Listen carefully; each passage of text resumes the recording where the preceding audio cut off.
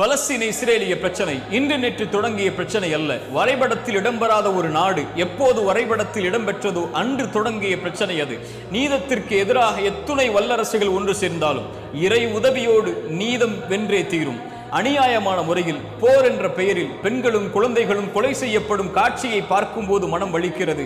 ஆனால் இந்த இறைவசனம் எம்மை ஆசுவாசப்படுத்துகிறது.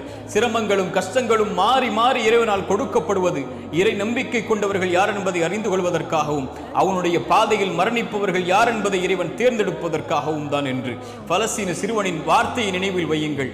எங்கள் மீது பரப்பவை அணுகுண்டுகளுடைய ராக்கெட்டுகளாக இருக்கலாம், ஆனால் அவர்கள் மறந்து விட்டார்கள் அவற்றை விடவெல்லாம் பலமிக்க இறைவன் அதற்கு மேல் இருக்கிறான் என்பதை. பலஸ்தீனம் இருந்தது, பலஸ்தீனம் இருக்கிறது, பலஸ்தீனம் தான் இருக்க போகிறது. இறைவசனம் சொல்லுகிறது, சத்தியம் வந்தது, அசத்தியம் அழிந்தது, அசத்தியம் அழிந்தே தீரும் என்று.